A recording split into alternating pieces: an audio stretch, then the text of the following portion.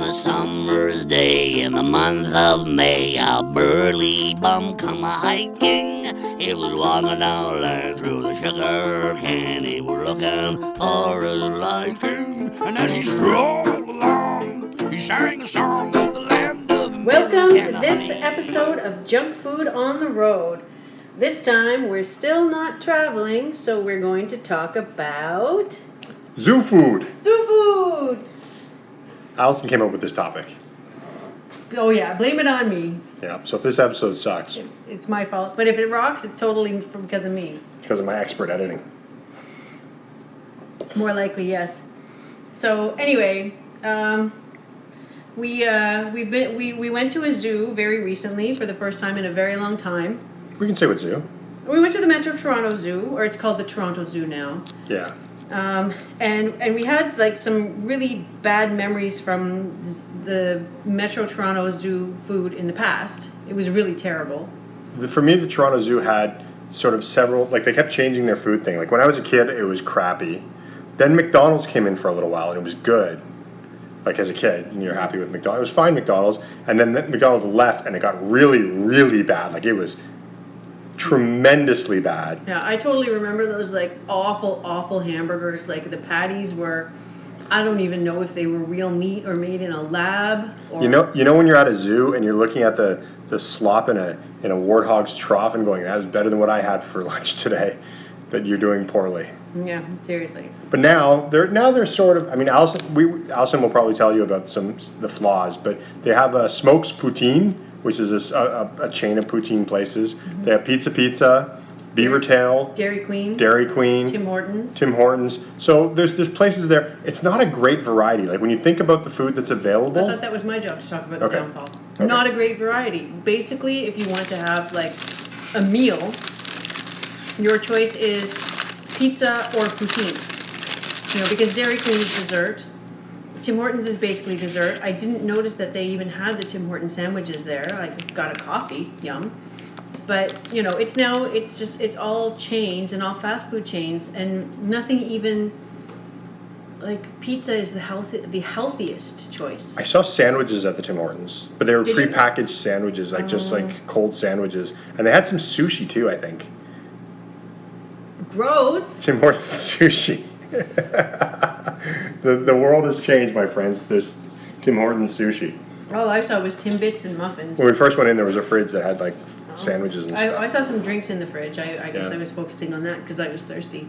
So, I mean, the nice thing is, like, snack-wise, it's great. Like, you can go get some Tim Hortons, Dairy Queen, Beaver Tails, are all great sort of high to mid-end sort of fast food snack stuff. Yeah, and since like Toronto is home to us, but we don't live there, so we were kind of on the road a little bit, not traveling per se, but just staying in Toronto for a couple of days, and so we didn't have any capacity to make lunch to bring for ourselves, but the zoo does allow you to bring in your own food, and I think that's fantastic. Because we stopped at a really good grocery chain and picked up some pre-made sandwiches for ourselves, some pre-made wraps for ourselves, and that made for a really nice lunch. And I'm glad we did that because otherwise we would have been eating pizza. And the lineups were long. Like not even good pizza. Like pizza's okay, but it's not like. I'll tell you my problem. I generally dislike pizza's slices. Like, I'll order a pizza from Pizza, but like if it's like the pre-made slices, they're horrible. And I think that's probably what you're mostly going to get there. Exactly. So. I mean, they're not horrible, but basically you're getting like bread and like a tiny layer of cheese and a few little pieces of protein or little pieces of pepperoni. So you're not really getting like vegetables or like a proper amount of protein. You're basically mostly eating bread that's been flavored slightly. And for us, we noticed one thing. Like, we were going to get sodas at one point, like drinks, pop. Coke. $4 each. You can buy a whole case for that. Yeah. So I imagine the pizza and the poutine was probably also not cheap. Probably not. So you're sort of overpaying for like something that's sort of like if you were in the city sort of eating, which is actually a common thing. Zoos are not often in the downtown cores, with like New York being one of the few exceptions. think Toledo might be also isn't too far from downtown, but often the zoos are out of town, so they sort of have you over a barrel because you can't go anywhere else. It's not like you can just like leave, and even in New York, like the Central Park Zoo is nowhere near restaurants really. And it is nice that they let you bring in food, and they say that on their website, Yeah. so you can check it out beforehand and know that. And they have water bottle refilling places. Yeah. Not everywhere, but easy enough to find. Yeah. I'm not sure if that was a COVID edition or what, but I don't know, but it's great. yeah. I have a theory about water fountains. You can go to my Twitter feed and you'll hear about that. You want to talk about foods and cafeterias at other zoos Yeah. you've been to? So that's I guess we should get to that. Although this sort of describes our current trip, the sort of other idea of this was sort of to talk about other zoo trips, because zoo food is actually kind of unique. Yeah, it can be. Yeah. Like, So- it's funny because we've been to the zoo in Sydney, Australia, and while the food I don't really remember, I think I had like a really good sort of cold cut type sandwich there, like a roast beef sandwich or something. It was great. I remember it was good food. Mm-hmm. I think they also had burgers and fries and things like that. But I just remember when you sit in the cafeteria, you're overrun by ibises. and ibises are not a zoo. They're not one of the attractions at the zoo because basically the ibis is the Australian pigeon. Yeah. But to somebody who's traveling and you go to that zoo, it's like, it's cool. It's really cool. Peacocks are also another bird that are at a lot of zoos that roam free. Yeah. That seems to be a I thing think at there zoos. were also peacocks in the cafeteria there. And today when I went to Tim Australia as Hortons, well. we went to Tim Hortons for a while. I had a donut and there was a peacock that walked right behind me a couple of times. At the zoo. Yeah. Yeah. The thing I don't like about it, and if anybody here has kids, don't let your kids chase the peacocks around, because then they're running around the restaurant, they're bugging everybody. One of the cool things about zoos, sometimes I've noticed a lot of zoos have peacocks roaming, and so often when in the eating places, because they, I'm sure, get free snacks, peacocks will be roaming. So it's kind of neat. Yeah. So is that your zoo experience? The ibises? The ibises, and yeah, like it was I mean, I also had a zoo-like experience in Western Australia at Monkey Maya. In the campground kitchen, there were actually emus wandering around inside the camp kitchen. It was hilarious. I videotaped some of them. It was a dad and his kid. If you join my Patreon, we'll post that video and put it on there. There you go. One of the stories I wanted to tell, because Allison sort of talked about this, and a story instantly came to mind. This is actually before Allison. I'm a big fan of the Toledo Zoo. If you've never been there, it's a really cool zoo. It's over 100 years old. And what they did is, it's a really old zoo. And so if you think of zoos in the past, they're very inhumane to animals. So like they wouldn't even cut it close to the basic regulations. So the Toledo Zoo, rather than sort of ripping down all of their old buildings and just putting new stuff up, they expanded, kept their old buildings, and would repurpose their old buildings. And at the Toledo Zoo, if you go to the cafeteria, you're eating in the old cat house in the cages. Wow. Yeah. So they actually like repurpose it, but they don't repurpose it to the point where it's like it doesn't look like it anymore. The bars are still there. So they just took the doors off. So you get to go into the cages of the old cat house. So you could be like in the old tiger pen eating your lunch. Okay, can I give a before Chris experience of a fish zoo or aquarium? I was They're going to be fish zoos for the rest of my life now. I was in Osaka. I was living in Japan, and I went to the aquarium in Osaka with a friend of mine, and I was, enjoying looking at the pretty fish and the creepy crabs and all that stuff. And then at one point, I ended up beside a couple of middle-aged women who started talking to each other, pointing out the various fish and discussing the best way to prepare them for eating. And I thought, oh my God, like that's, you're here to look at the live fish and appreciate their beauty and like the biodiversity and stuff. But then, usually when you walk out of like a museum or an aquarium or a zoo or whatever, you're sort of ushered through like the gift shop sort of area. But in the Osaka aquarium, it was not a gift shop that you were ushered into. It was a sushi shop. So awesome. So that was the fish zoo food was fish. That's so awesome. No. Yeah. Remember the Granby Zoo? The Granby Zoo was an interesting experience. Our food there, it was sort of standard zoo food. Yeah, but we brought our own. We brought our own lunch. We fortunately, Granby is actually close to Montreal, and one of our favorite things in Montreal is Schwartz's smoked meat.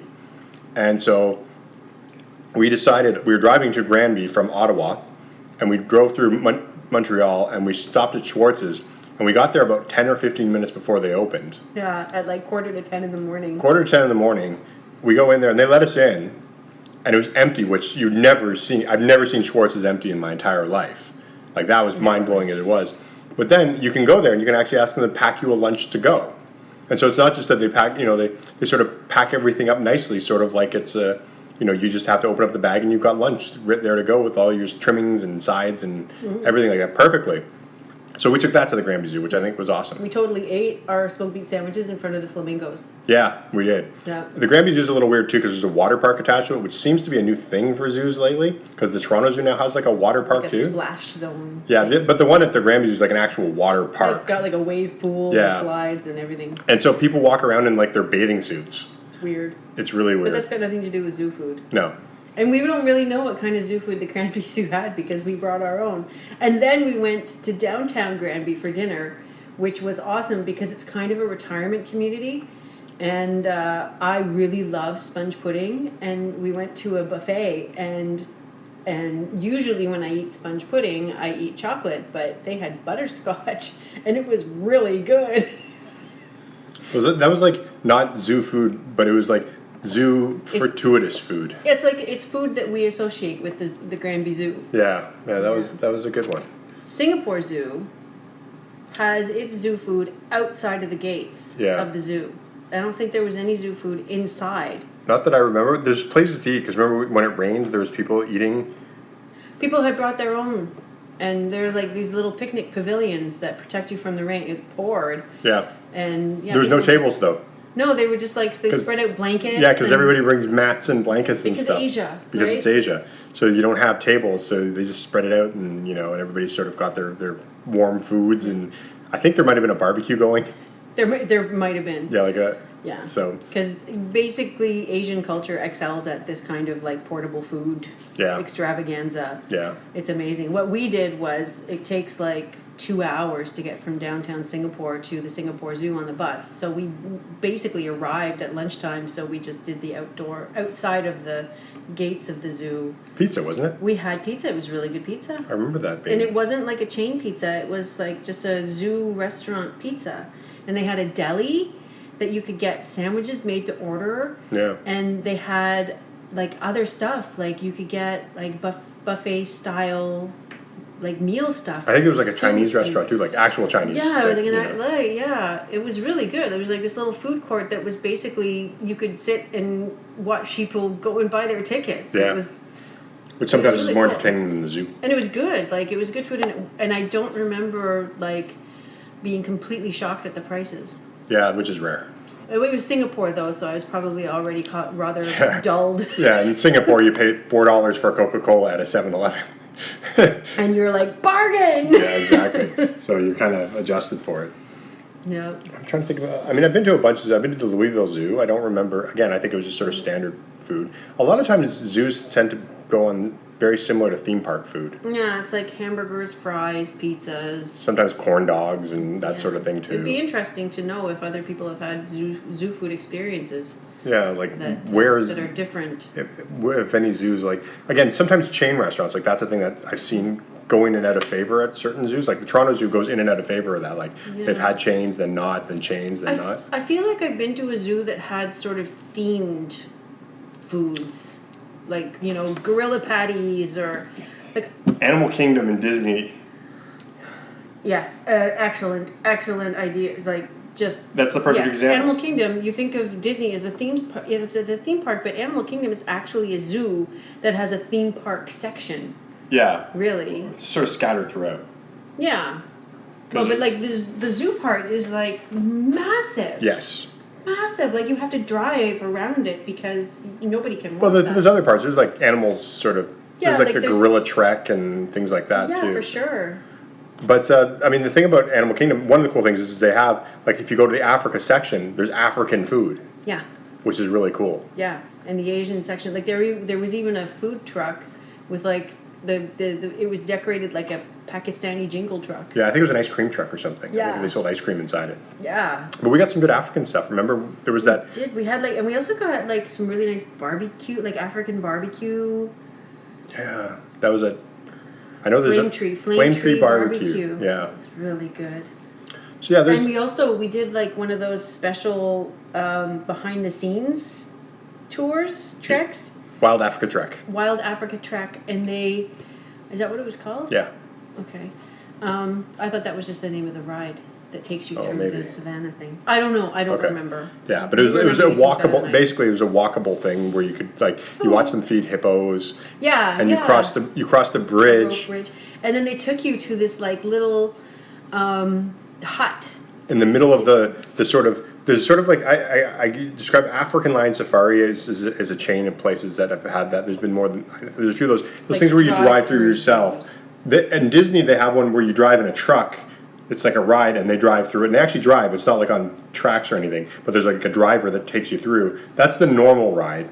Then we had a driver, but then they would also sort of go off the beaten path, and then at the end, sort of, or in the middle of the trip. It was the middle. The middle of the trip. So you're in the main animal area, but you're in the main animal area, and there's this sort of elevated restaurant that's just for these guests. It's like a little hut with like a big giant deck. And a kitchen. And they give you like this pre-prepared sort of African style safari breakfast, which we have been on safari in Africa, and it was pretty close to what we would get. The best African food we ever got was rusks in the middle of the salt pans. Yeah. With tea. I don't know. The guy that made the chicken salad was really good. That's true. It's actually amazing. We could probably do a whole thing on African safari food, but. Probably. But yeah, so. But it's mostly beef stew and pasta. Yeah, on this, it was a very sort of fancy thing, and you go out there and you watch this animal sort of roaming around you very close, and you're sort of out there, and you sort of get some time just to enjoy it on this like deck that sort of looks out. So that was. It was like dried fruits and nuts and like a little sort of loaf of something. Wasn't there like something like a soup with flowers on it, and you ate the flowers? Yeah, like it was really good. Yeah, it was really good. I'm sure the menu changes all the time, but that was probably the nicest zoo meal I've ever had. Yes. Like it was just nice. There was everything was nice. It was very high end, very fancy, but very good. Yeah. And they had lots of drinks and everything, so and you were in your own environment, so you weren't sort of in the whole zoo. But at one point, there was this sort of fake African village that was all just like windows that were counter service restaurants. Yeah. And basically they had amusement park / zoo food. It was like burgers and hot dogs. I remember each window had different things, and some of them had some. No, it was all the same. I thought there was one where it was like. No, it was just all. It looked really cool, and it looked sort of like an African village, but it was all the same, and it was all like it didn't matter what counter you went to, you got a burger or a hot dog. Yeah, that's Disney. Yeah. And it's zoos. Yeah, zoos. Like, what is up with zoo food? Yeah. But I do feel like we went to one zoo. Was it the Calgary Zoo before, Chris? I've never been to the Calgary Zoo. I don't remember the food there, but I just remember being at some zoo somewhere that had like really fun, sort of zoo-themed names, at least for their food. Yeah, I could see name. It would be nice. It's amazing to think because, like, when you think about zoos, like they represent sort of your experience of being able to see things from around the world. Why not do that from a culinary standpoint too? Yeah. Like at least in some places you could do it. Like you could have one restaurant that does like nice, sort of multicultural food, and then you could obviously have like a little stand that does because kids are going to want the hot dogs and the hamburgers. But I feel like a nice restaurant in a zoo could do well. Yeah. Well, maybe not even nice, but just have some like little sort of different things, or at least give them fun names. And I feel like we've been to a zoo like that, and I just cannot put my finger on when or where. I'm trying to think of all the zoos I've been. I've never been to the Cincinnati Zoo. I've been to the San Diego Zoo. San Diego Zoo was really good, and I think the food was pretty good. I've never been there. I think I had some sort of curry there. It's one of the biggest zoos in the. It was a really good zoo. The world, isn't it? Yeah. Singapore Zoo is really good. We've been to the Athens Zoo. That was not good. No. trying to think. I went to a zoo in Pakistan once. I didn't eat the food though. You were only in there for like 20 minutes. Yeah. Things went wrong. Yeah. He almost got kidnapped, and so he did the right thing and got out. Yeah. You know, when a zoo story ends with he almost got kidnapped. Yeah. I'm a diehard zoo guy. That's so true. Well, anyway, I don't think I have. I'm trying to think of all the zoos I've been I mean, to. and what would you say? Like, if a zoo owner was listening to this, what would you tell them about their food? I would say, like, offer at least some kind of healthy option. And even if you're not going to do something really, really different with the food, make some fun names for it. You know? I think you could, but I feel like you can offer some flavors that might be. I think you could. I think that a lot of, like, zoos in North America, I think really cater to the North American taste. And I know that even Disney has tried to sort of move away from that, and then, you know, people who have kids they say, oh, my kids won't eat anything but burgers and fish sticks and chicken sticks, and so they sort of play to the lowest common denominator. But I think in Canada, at least you could maybe like curry. Like, why can't you sell curry? Yeah, like a nice butter chicken. Dosas, or like a butter chicken in a pita, or we just ate butter chicken in a pita, by the way. So in a roti. So you know. And a burrito. And a burrito. We got half and half of each. We're not disgusting human beings. Yeah. Yeah, I feel like zoos could do better, and I feel like part of their thing is to teach people about different parts of the world, and this is an area they sort of fail at. You could even sort of make fun things that sort of like mimic what some of the animals eat. Disney, I remember now, they had in their candy section, they had poop. Remember, they had chocolate bars that looked like the poop from various animals. I don't remember that. Yeah, they did. They had like zebra poop and like all kinds of stuff like that. Yeah, like, and you get that here too. Like, just sometimes, like in specialty shops, you see like chocolate covered peanuts that are just called moose poop or whatever. Yeah, right? yeah. I feel like zoos could really sort of lean on that a little bit. Yeah. I feel like, though, I mean, when you see, like, the fact that anytime that you go to a zoo, it's sort of fair food or it's chain food, tells me that there isn't a zoo in the world that's making their own food. Yeah. That they're all just hiring companies. Except Animal Kingdom. Maybe. Yeah. Well, Disney doesn't have to because they have, like, a massive army. But I feel like that maybe that no zoos are really bringing in, like, thinking about what they're making with the food. They're just sort of like, well, whoever will pay.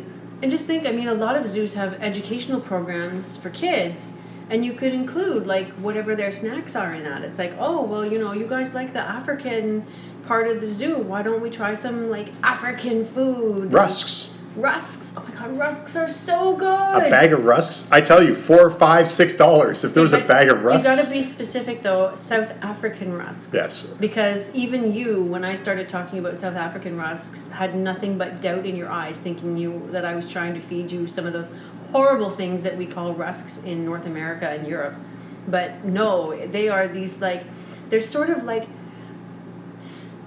tender biscotti.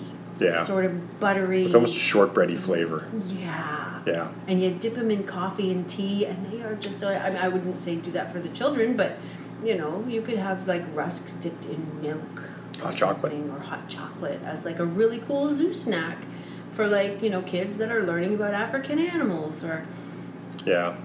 I feel like there's opportunities there, but again, you know, I don't know the financial part. Like, creatively, I feel like it's a thing lost, but I guess, you know, maybe there's reasons. Financially, it's just not, you know. Especially these days, I think zoos have been hit pretty hard by the lack of tourism and. Yeah. Well, fortunately, the zoo in Toronto today that we visited was pretty busy. I think they probably sold out for the day. So. I think so. It was packed. Enjoying these limited tickets.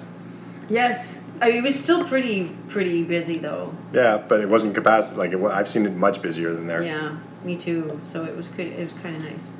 Particularly when there's a brand new baby tiger. Okay, best time to go to a zoo, middle of winter. Middle of winter. I taught you that, didn't I? You did. So, I went to art school, and I used to go to the zoo to draw all the time. I got to know the keepers and everything, so I was, like, very familiar with the zoo. And I used to go in the middle of winter, and I had been to the zoo in Toronto and literally been, like, by myself, the only person that's gone to the zoo that day. You Like, and the keepers. me and the keepers, and so they all, again, and it's so much fun to go to a zoo in the winter because the animals are running They're around. excited to see you. Yeah, they're just like super happy. Like I would have animals come up to me and be like, "Oh, who are you?" And Do you have my food? yeah.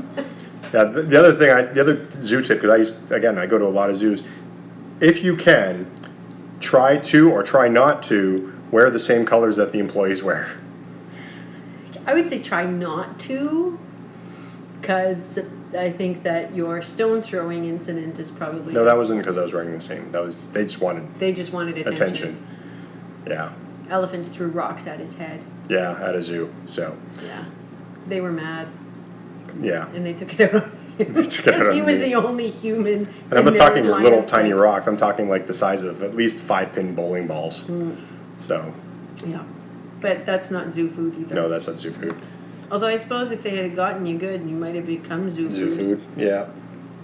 Yeah, definitely go to although zoo food related, if you go to zoos in the winter when they're not as busy, a lot of the food's closed. Yeah, bring your own food.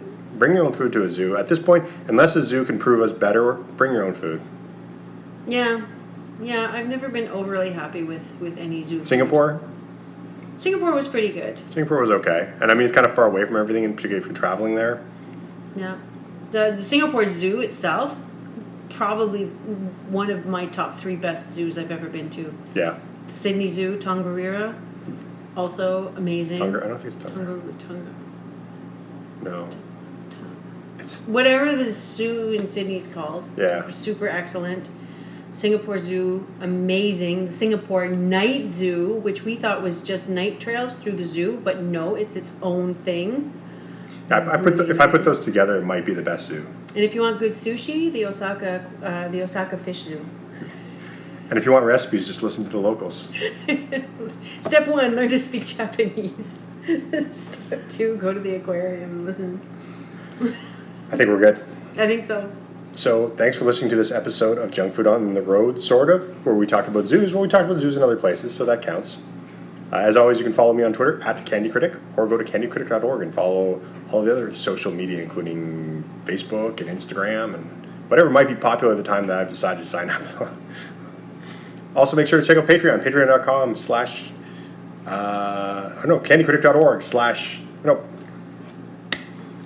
I'm having a bad day. Say it. Patreon.com/candycritic.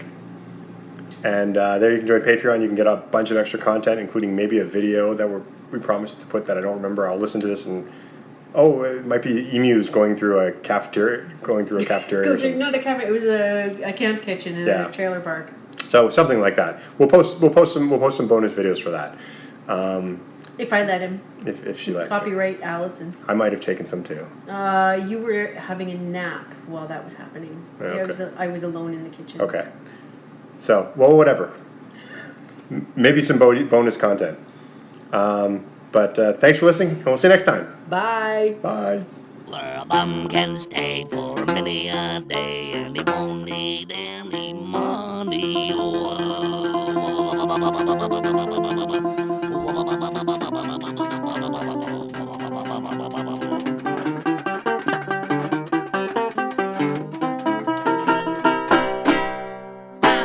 Rock, Candy Mountain, there's a land that's fair and bright. The handouts grow on bushes and they sleep out every night. Where the boxcars all are empty, sun shines every day. I'm going away where there ain't no snow or the sleet don't fall at the wind and don't blow on the big rock candy mountain. On the big rock candy mountain. Hey! That's enough of that. That's enough. Whoa, whoa, whoa, whoa, whoa, whoa.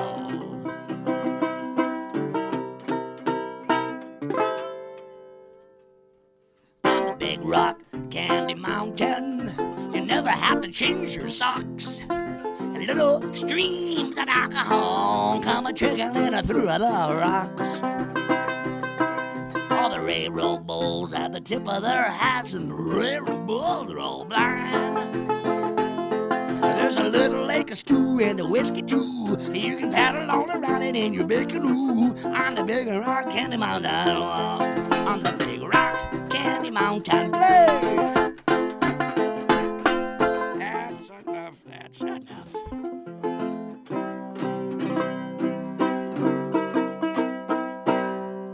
On the big rock candy mountain, all the jails are made of tin. You can bust right out again as soon as they toss you in. There ain't no sword and no shovels, axes, saws, or blades. Where they hung on a nail, the inventor of a jail. Where they hung the jerk who invented work.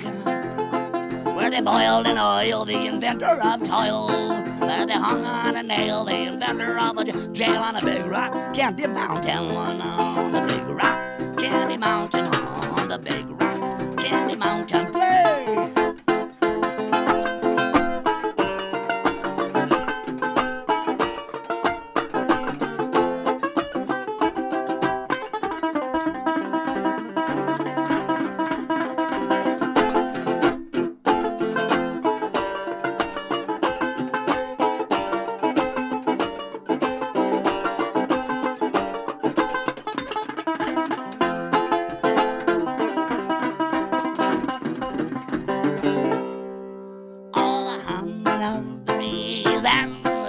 Cigarette trees and the soda water fountain, where the bluebird sings and the lemonade springs. Up on the big rock candy mountain.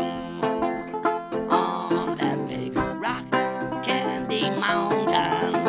On the big rock candy mountain. Whoa.